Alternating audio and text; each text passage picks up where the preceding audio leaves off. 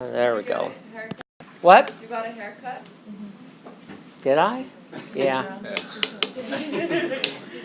So, we talked about different mimics, and including acoustic, olfactory,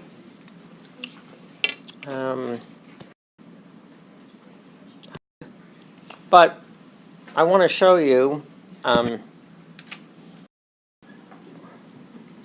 I thought it was on. Oh well. So, you guys followed the ORCID thing. So there's all sorts of deception going on, as you well know. Let's see. This is an anglerfish. I think I told you about that.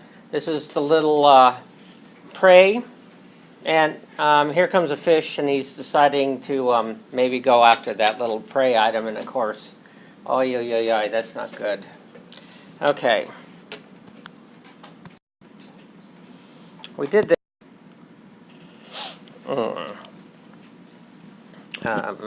Let's.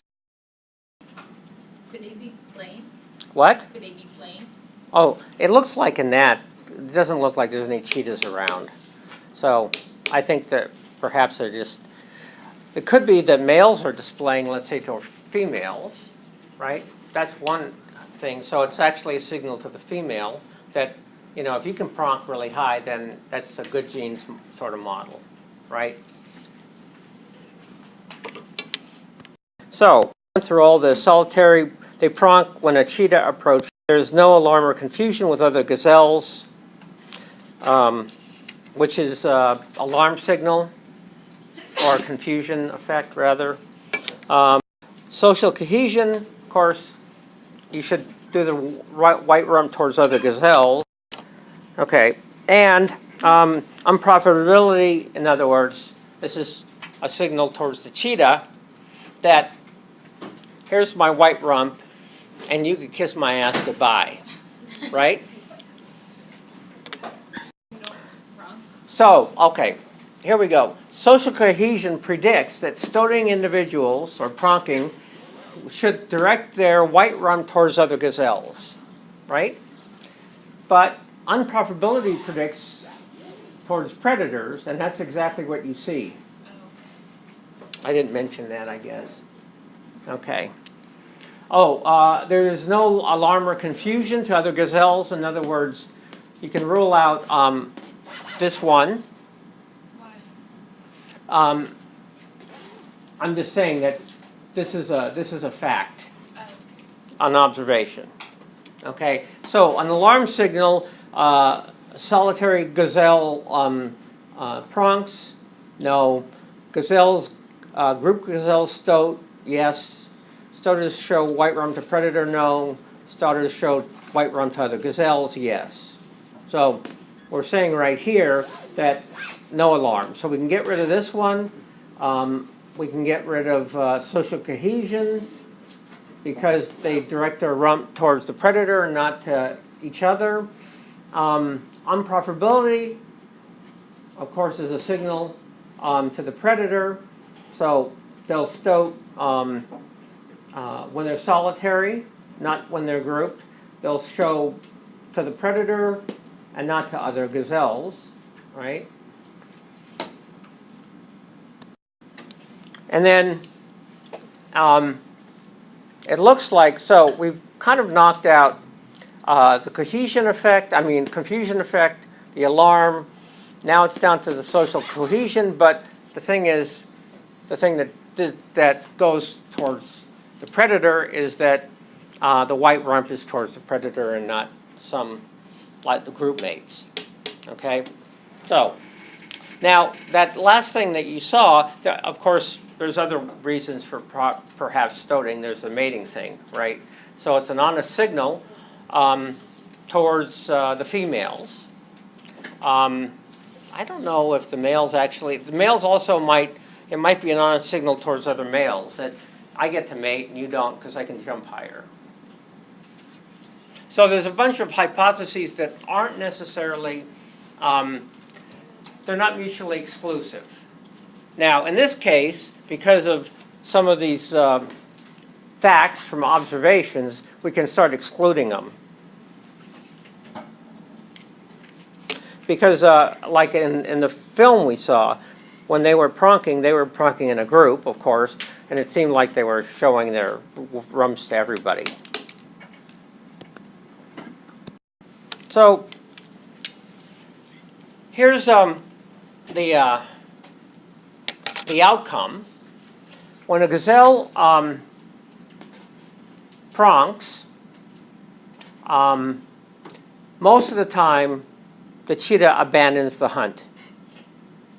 They just say, oh, he's seen me, there's no point in going after him, it's not going to work. And if they do go after him, usually the chase failed.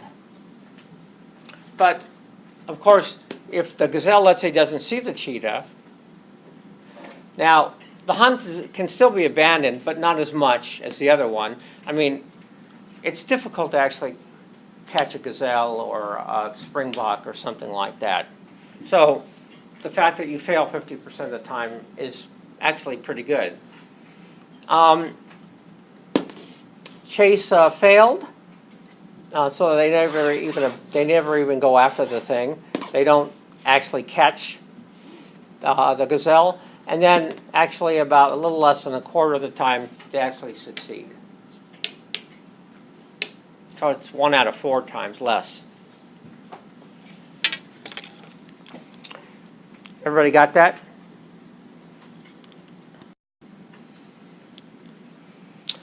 Anybody remember what's an honest signal? True. What? It's true. But Okay. you can't tell, you can't fake. So you can't, what? Fake. Fake it. Yeah. Okay. Give me an example. Human or animal? Okay. If for males, you can't really fake being like 6'5". You know. Yeah, I know. I've tried. I can't do it. Yeah. Yeah. You used to be though, right? Yeah, exactly. Yeah, I did. But it's a kind of like. I mean, you can get those sticks. You've seen the people in the. Yeah. The walk around. Yeah, I know. That's true. I think maybe I'll do that on the next field trip. So okay, so we got an honest signal. In other words, a cheater strategy where you can do the signal and not pay the cost of the signal, because the signal has to be costly. So, and the signal can be costly because it's towards a predator, or you're more conspicuous. It can be costly to produce, let's say, physiologically. Of course, there's things where it's just an index, like height or whatever. So if we look at, let's see. So if snakes do tend to avoid lizards that perform a series of push-ups, why don't weaker lizards cheat by boosting the number of push-ups they perform? Well, they can't. I mean, you remember when you were in like elementary school, let's say go to gym or something like that. Maybe they don't do that anymore. But they'd have you do a series of push-ups or pull-ups, let's say. And there was always some kid who could do, 100 push. It didn't really matter. They could just push up, push up, push up. They could do one-arm push-ups. And then there were others that would kind of do one and flop, right? So, in this case, yeah, it's this simple physical thing. So, in this case, in terms of these lizards, push-ups are actually an honest signal of endurance capacity. So, here you go. In seconds, right? In 80 seconds, you can do this many. So there's a linear relationship of how long you can do it. Not necessarily that you do them faster. You can also look at that as well.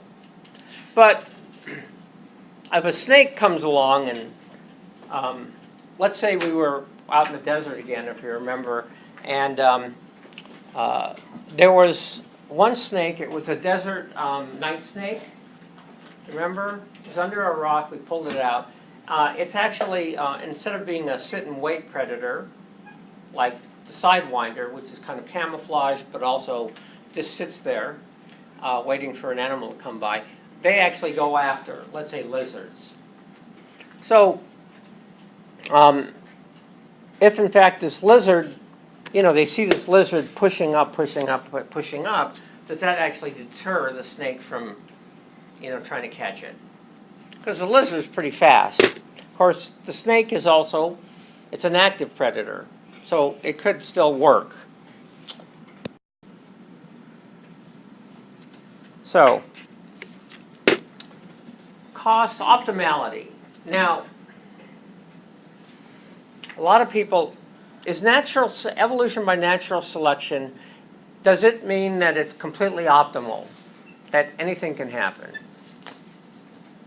Nah. Pigs can't fly, right? A lineage of pigs is probably going to not spawn off a flying descendant at some point. Maybe it would, but probably not. There's already something that flies, and those are bats and birds, right? So, now, in that case, here's the trade. There's a trade-off, obviously.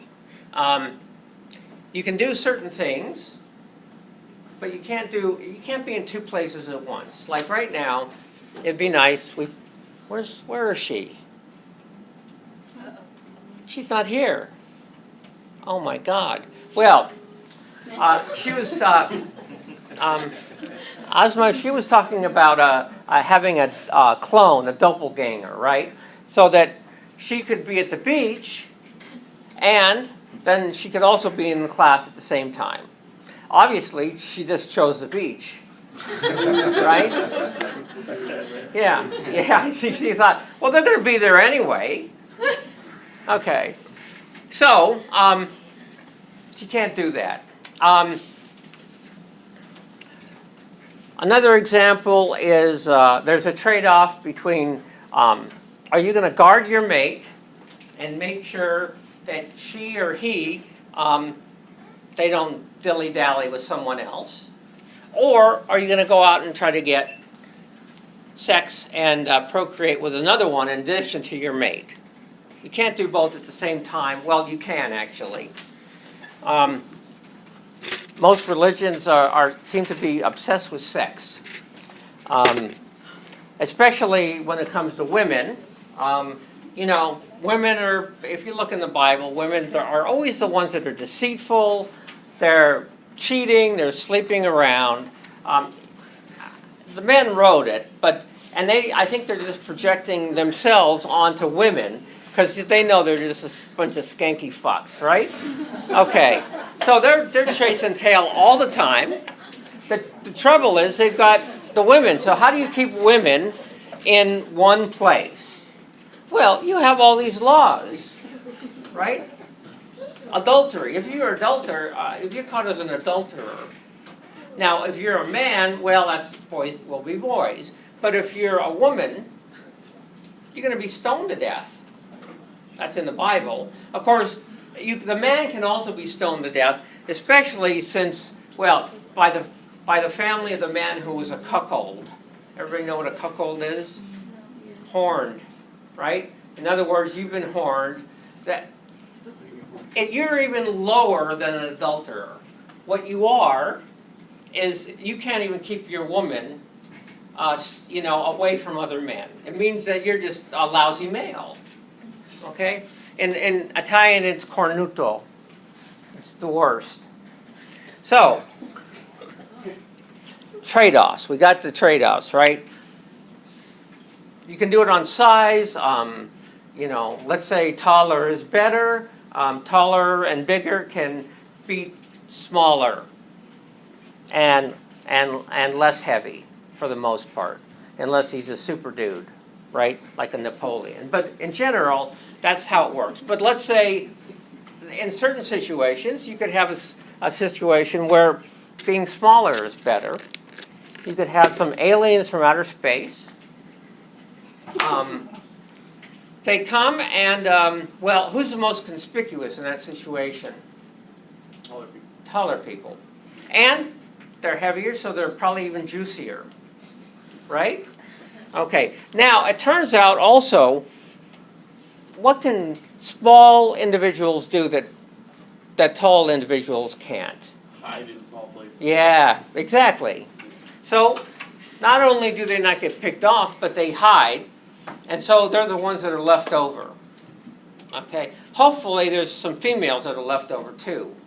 So I would actually say, probably in that situation, there would be selection that would actually favor females, because females are traditionally shorter than males, and it would also favor small males over large males, because those are the only ones left over. All the big dudes are eaten. God, I wish I lived in a world like that. So, okay.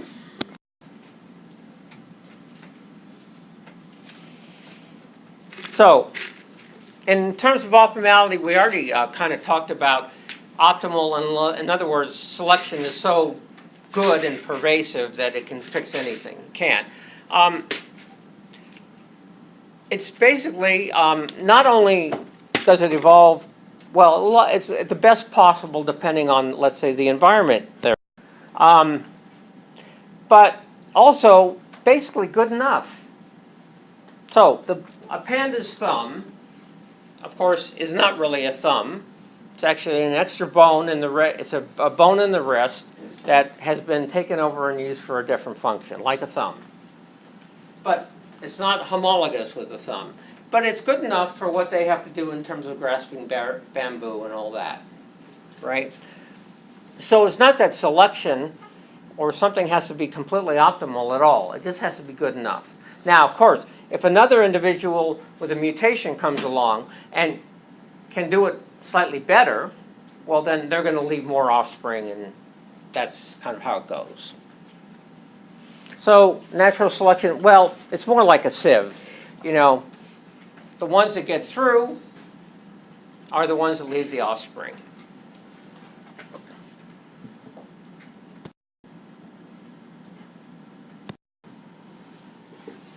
Okay. Right. So, if it's evolution by natural selection, it favors the behavioral alternative. So there might be a number of behavioral things that work, but some work better than others, and that translates into the benefits. In that case, in that environment, compared to the cost, you leave more offspring, and that gets passed on at a higher frequency.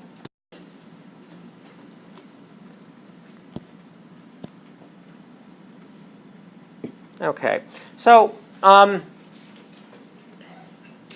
this is an optimality model, and so one can measure the fitness costs and benefits associated with the four alternative behavioral phenotypes, W, X, Y, and Z. And then we have three categorical benefits. It's actually a continuous function, but you know, high is here, between medium and high is here, and whatever. Now, these are benefits, these are costs. So wherever it's widest, that's the greatest payoff. In other words, it looks like X. The X phenotype in this environment is actually favored over all the others. It's not that, basically, it's a differential between benefits and cost. It doesn't mean that, well, this is pretty good too, because you have a lot of high benefits, but there's also high cost associated with that as well. So it's the absolute value of the benefits minus the cost. Okay. Yeah, is the adaptation? God, I wish I could make this smaller. There we go. In an optimal trait, would it replace competing alternatives given sufficient evolutionary time? And this is, though, just for one environment. So a A good example are birds when they sing. Birds in different habitats tend to use different kinds of song. Because in a forest versus an open plain, how does sound carry? Which sound carries better, right? So in a forest, you need a sound that there's going to be a lot of attenuation and breakup and bouncing around. So you need a song that's going to get through all that noise. Whereas in an open space, you don't really have that problem. But it turns out also that low sounds tend to travel further than high sounds. And so a lot of the things that you hear, like elephants, are very well known for having these low rumbles that they use to communicate with each other. You're saying a high pitch wouldn't work well? What? A high pitch? They've actually done some studies, a guy named Marler, a long time ago and recently, that shows that sound, they actually quantified it, that actually low rumbles travel further than high-pitched in an open environment. Doesn't seem like it would be, but that's what came out. Like with some conures, they have a very high pitched scream. Uh-huh. Like on a decibel level, it's a higher pitch than a train. Oh, That's the Yeah. theory is because they're in the Amazon, they're in the rainforest. uh-huh.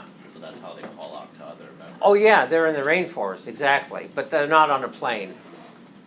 So in the forest, a high pitch is actually great. Right, that's what I meant. Yeah, exactly.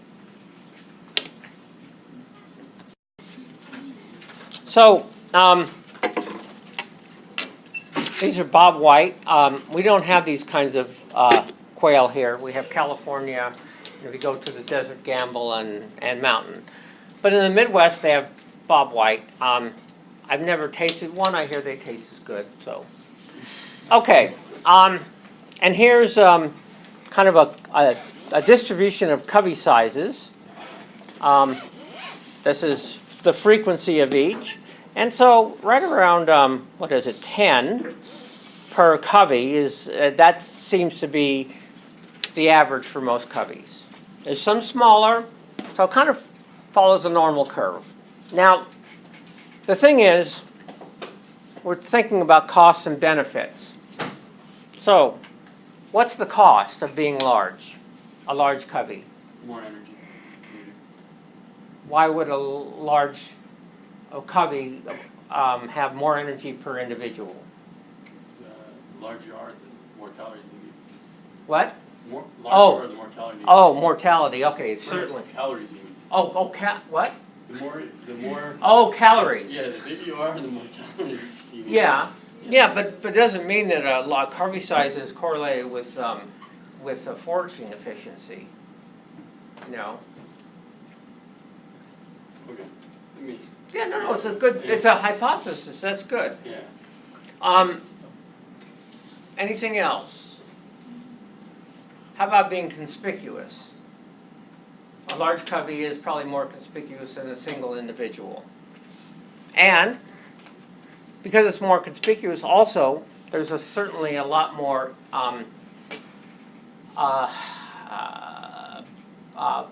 protein in one area than in another where there's only a few.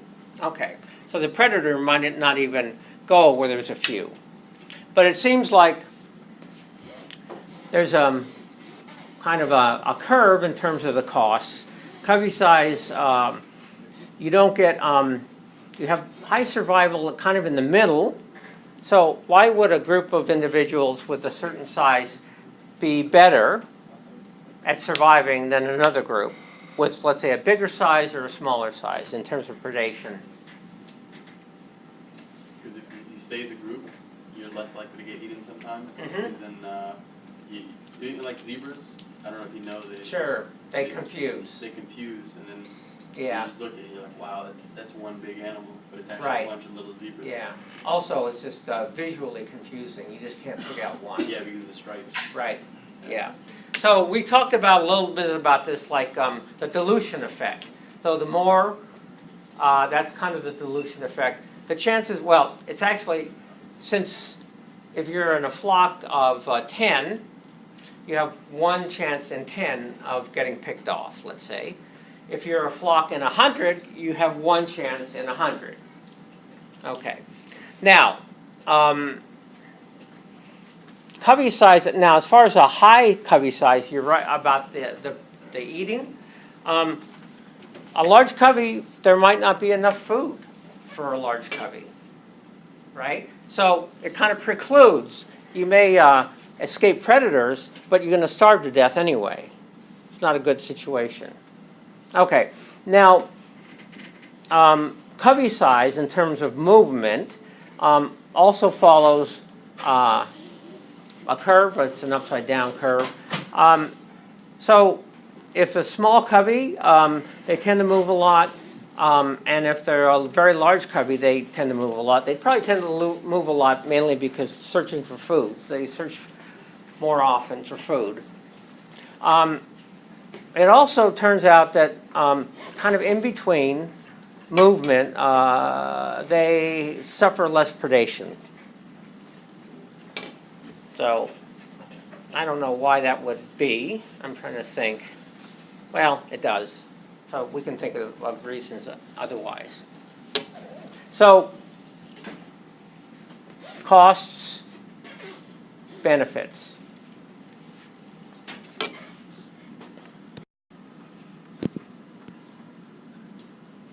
Okay, so red shanks are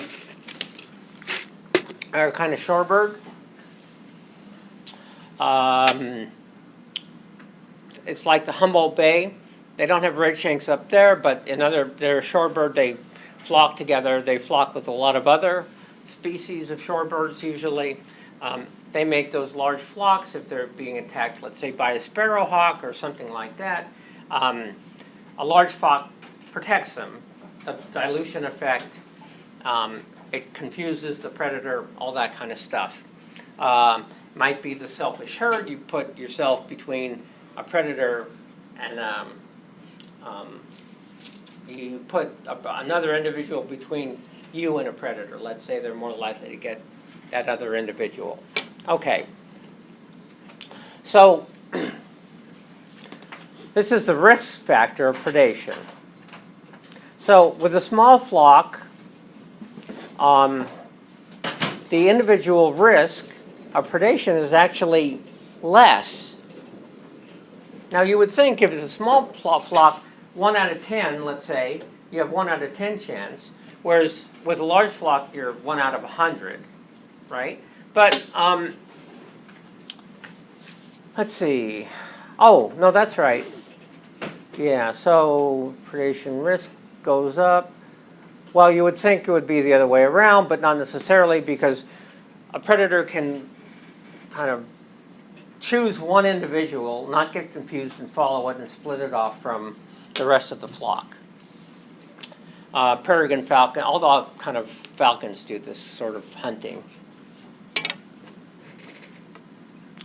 So it's a combination of what? The dilution effect and reduced attack success of hawks attempting to capture individuals in larger flocks.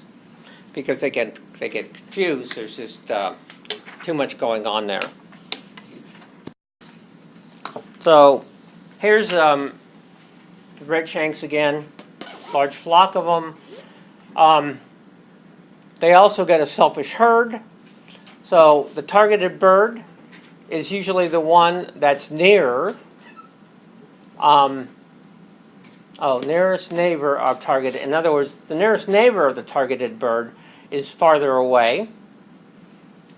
And then the targeted bird is closer to the predator. So the predator is going to go for something that's closer versus further. Now, I don't know necessarily whether they're doing this consciously or even it's probably just a natural kind of outcome of the system. But I don't really know how they got the data. Well, I know what they got the data for, but what the individual birds are actually doing, I don't know quite what the mechanism is.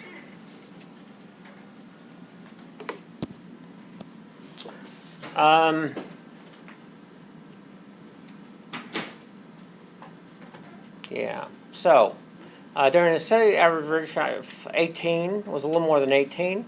Most birds were in flocks of about 50, although when large numbers of redshanks were in the marsh, some flocks contained 80. So, let's see. Okay. I don't know. I mean, the average flock size was 18, so it was a distribution, but there were also large flocks. Perhaps more eyes? I don't know. So, here's a northwestern crow. They eat whelks, which are a mollusk. They do with whelks what other crows do with dropping walnuts, right? Okay, so calories in versus out. That's the basic trade-off there. Small whelks, obviously, you spend more energy breaking them, and you also end up, well, it's actually pretty much about the same as far as the number of drops. Oh, yeah. So from a very short height, you don't get much success, and all of them kind of show this. So as the height increases, the actual outcome or payoff is higher. Of course, there is the part about kleptoparasitism, which is another cost onto it, so that you'd actually kind of have to balance those two things, because if you do it from too high, others are going to come in and steal your food. So, additionally, of course, whelks, size matters in terms of food value, so bigger whelk has more calories per se. Okay, and then large whelks require fewer drops at lower height, and so you're burning up less calories as a result of that.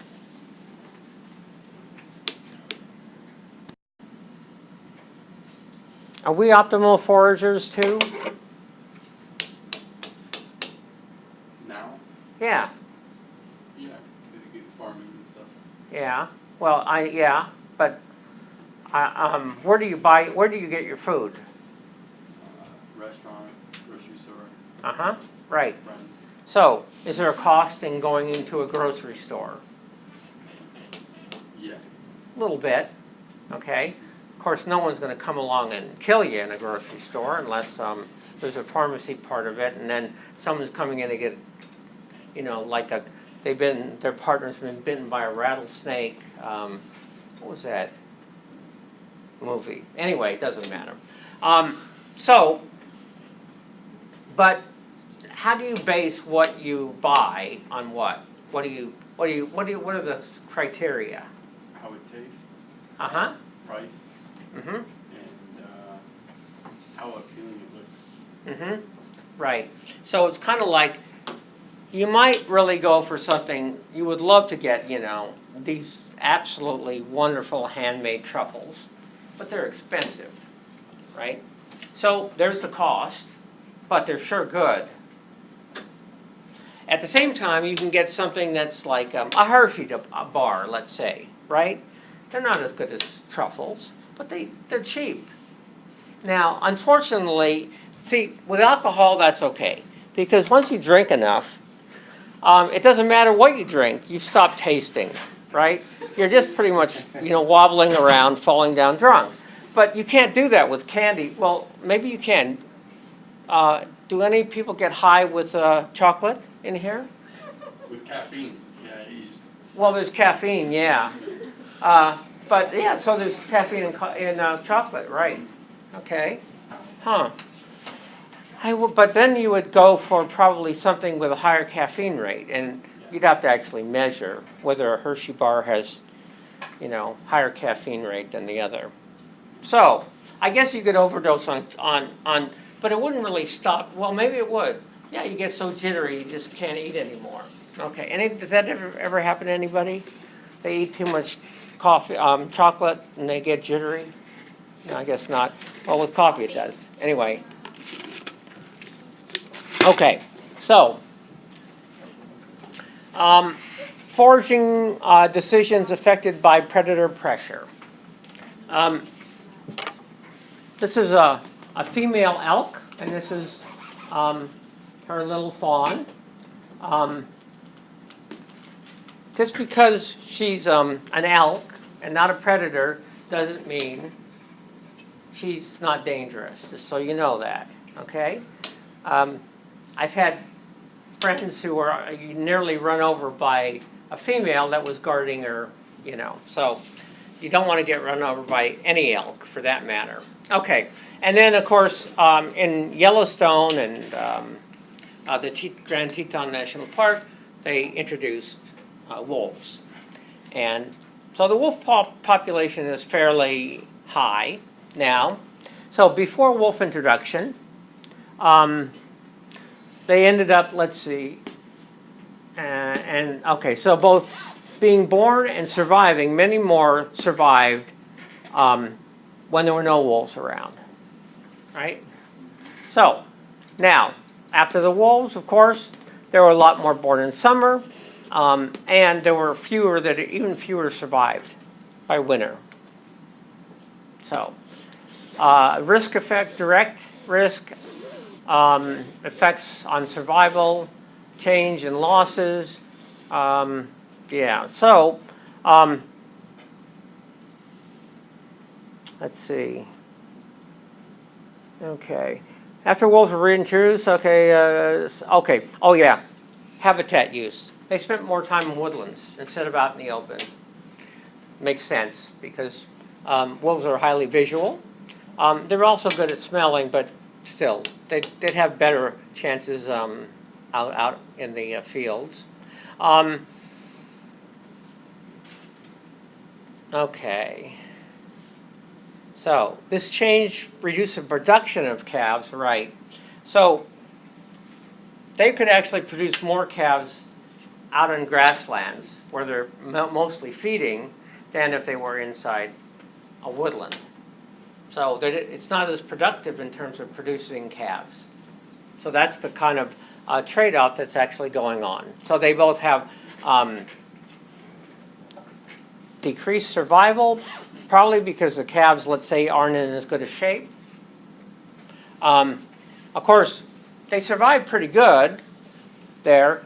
If they were out in the open, though, it would have been, they probably would have suffered a high degree of mortality. Anybody know what game theory is? Prisoner's Dilemma. What? Prisoner's Dilemma. For the Prisoner's Dilemma. Anybody ever played Prisoner's Dilemma or know what it is? Never been to jail. What? Never been to jail. Okay, right. See, Chester.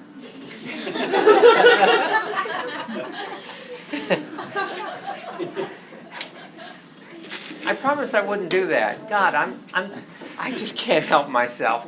Don't trust me with anything. Now, of course, don't trust me with anything is also, so, but if I say that, then you can't even trust that, because it's not part of the set. Anyway, set theory. Okay, so, Prisoner's Dilemma is fairly simple. In fact, if you think about it, you don't even need the police and crime. All you need is basically two different groups of humans that come across each other. But we'll start with the cops and these two criminals. So they go out, they do a crime together. They get caught. They don't have a whole lot, though. The police don't have a whole lot on either of them. Okay? But, of course, if one tattles on the other, then they've got enough. So, they make a deal, of course, with who they tattle on. Perhaps they do. Of course, they might go in and... Now, let's look at the payoff matrix. Okay. Optimal behavior could be kind of a frequency-dependent thing. Because the fitness gains it yields to one individual depends on how many members of the other population there are. Okay, there's a whole bunch of things like that. I'll show you a few. Okay. Oh, that's right. Stable strategy. You guys saw A Beautiful Mind. Anybody see that movie? Yeah. So that was about Nash. And he's kind of the guy who showed that it's not a zero-sum game. So a zero-sum game is you win, I lose, period. There's no other way about it. It's either win or lose. Now, in many cases, it's not. There's different strategies that would work where both sides can win, but not completely. Right? So, kind of like the prisoner's dilemma, it turns out that defecting is the best option, even though you get 3 years instead of 0 or 1. Okay. So, an ESS is an evolutionary stable strategy. Now, we see these sorts of things in morphology all the time,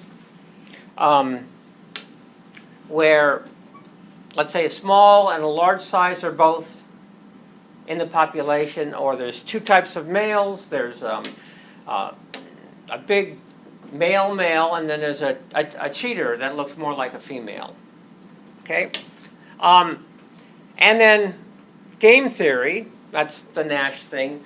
So he came up with an evolutionary stable strategy is a strategy that cannot be beat by another strategy. And basically, maximum reproductive success for the individuals employing it. Okay. We talked about you. Aw, so special. Well, no, we thought you just went to the beach early. That would be something I would do, yeah. Yeah. So Meet you there. we were talking about trade-offs, and you're having a double and all that. Oh, right. But apparently She's you still can't. there, actually. Oh, okay. Oh, good. So you're actually the double. Oh my God. Okay, so work both ways. Now, if you cooperate and you defect, in other words, you testify, you actually get 0. Well, the defector gets 0 years in jail, and the one who was testified on gets 5 years. Pretty heavy, cost. Now, of course, same thing here. If you defect and they cooperate, it's reversed. You get 0, they get 5. The thing is, if you both defect, you get 3. So what's the best payoff in this matrix? Cooperate. Depends on who you are. Yeah, right. Okay. The best payoff is doing 0 in jail, right? Okay, that means you defect. If you have a cooperating phenotype, they're going to get wiped out, right? Because the other guy is going to always defect and always win. Okay, so the actual best strategy is to defect. Always. Even though if you cooperate, you would actually reduce your jail time overall. Because you can't be sure what the other individual is going to do. Now, this is a one-time play. You come across someone, one prisoner, it only happens once. If there's an iterative kind of prisoner's dilemma, the best strategy is tit for tat, basically. So there can never be an end to that game. It's ongoing. And you do what the other one does to you. So let's say you first meet someone, and they're nice to you. You're nice back. There's some other individual, and they're just they're dangerous. You can tell that there's just something wrong with them, and they act that way. And so you pretty much don't want to have anything to do with them, and you stay away. And that happens a lot in human society. we've got people we really trust. And then there's also, there's the mass out there that we don't really deal with all the time. We don't really pay attention. But then there's also individuals that you just can't rely on. So,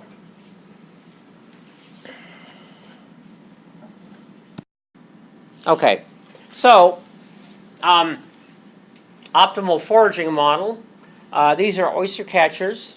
This is an American oyster catcher, I think, but the European looks similar.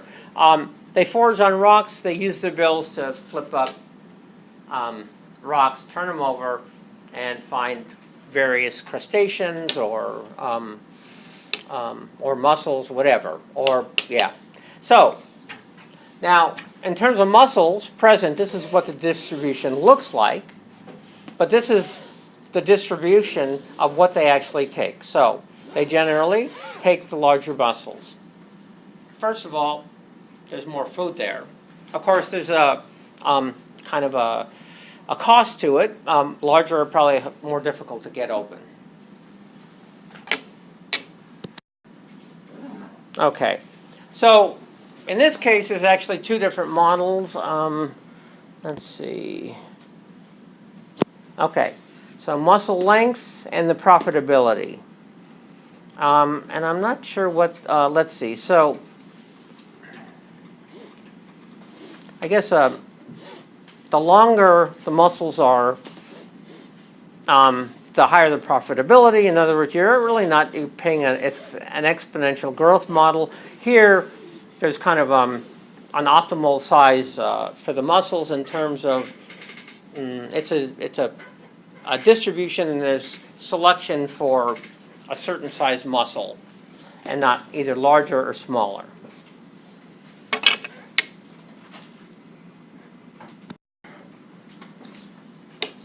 I guess it's time to go, isn't it? Yeah, we have to go.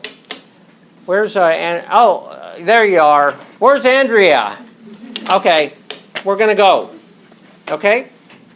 Oh shoot, I didn't even bring my own. Oh God. Okay, that's okay. Okay, off we go. Where are we meeting? We're gonna meet up back like we did before. Okay. So I have class at 5. Will you be back at 5? At 5? No. What? I said 5:45. We'll be back 5. Is that too late? Remember the paper I signed? Yeah. Do I just drive Yeah. myself and follow you guys? You can follow. Yeah. Yeah. Okay. Okay. Did you sign the thing? Okay. Yeah. Okay. Well, didn't you sign the thing before? Yeah. You did. Right. You did. Yeah. But so meet me, you guys who are driving yourself, meet out back and then we'll all, okay?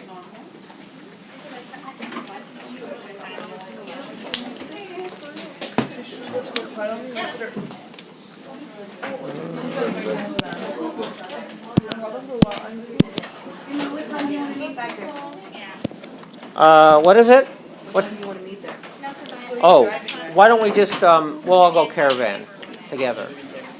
Yeah, I know. Oh, but out back? Yeah. Right now. Right now? As soon as possible. All right, I'm just gonna use laser and drop this stuff off my lap. Okay, My idea. come on. Yeah. Yeah, I graded it. Oh, you whoever sent me an email, I graded it. Okay, great, thanks. What was I gonna say? Do I Oh, need to go pick up keys or something? oh, there we go. Yeah, we do. We do? Yeah, they're in the box. Oh, they're in the box? Yeah, All right, I'm just gonna use laser and drop this off. right. Absolutely. Where are we meeting, Mo? Out back. In 15 Like minutes. same place. Do I have time to go grab something to eat Uh, from the store? we've got about perhaps 10 minutes. Yeah, okay. But I don't want to wait for you, okay? So make it fast. I'm so happy you talked about me. Yeah, I did. It's very touching. Yeah, no, it was a great example. Oh, good. I like to set examples. Yeah.